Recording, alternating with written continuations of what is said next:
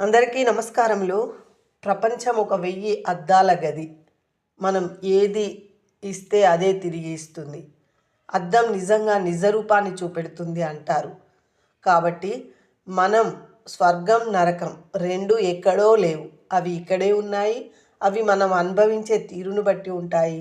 మన ఆలోచన విధానాన్ని బట్టి ఉంటాయని ఒక వ్యక్తి వల్ల తెలుసుకున్నటువంటి ఒక చిన్న కథ ద్వారా మీతో పంచుకోవడానికి నేను వచ్చాను.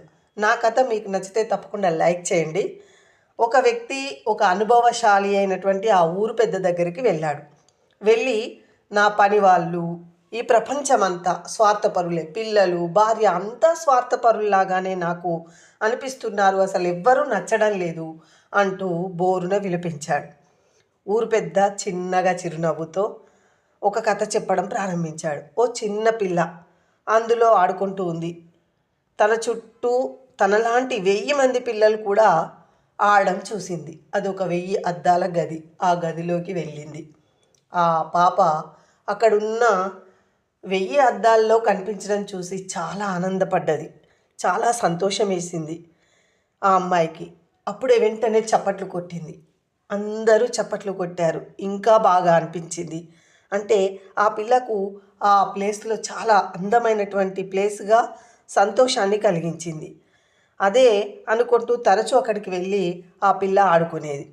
ఒకరోజు బాధలో ఉన్నటువంటి కుంగిపోయిన వ్యక్తి కోపంగా ఆ గదిలోకి వెళ్ళాడు. అక్కడ కోపంతో చెయ్యి లావెట్టాడు. వెంటనే చేతులన్నీ పైకి లేచినాయి. అంతకంటే దరిద్రమైన చోటు లేదు ఇక్కడ, ఏంటి అని చెప్పి అతనికి అసలు చికాకు వేసింది ఆ గదిలో. అనుకుంటూ వెళ్ళిపోయిండు వెంటనే. ఈ ప్రపంచం కూడా 1000 అద్దాలున్నటువంటి ఒక గది లాంటిదే. కాబట్టి ఈ ప్రపంచానికి నీవు ఏమిస్తే ప్రపంచం కూడా నీకు అలాగే దాన్ని వాయిస్ ఇస్తుంది అని ఆ యొక్క పెద్ద మనిషి చెప్పాడట. ఈ ప్రపంచం ఒక స్వర్గం లేదా ఒక నరకం.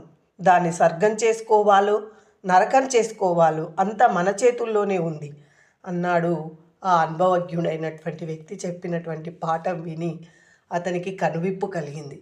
నిజంగా స్వార్థపరులు అని వాళ్ళని అనడం కన్నా మనం ఏ విధంగా వాళ్ళను స్వీకరిస్తున్నాం అని ఆలోచించుకుంటూ ఇంటికి వెళ్ళిపోయి అందరితో సంతోషంగా కాలం గడిపాడు. నిజంగా ఆలోచన అనేది ఫస్ట్ మనని మనం పరిశీలించుకోవడం.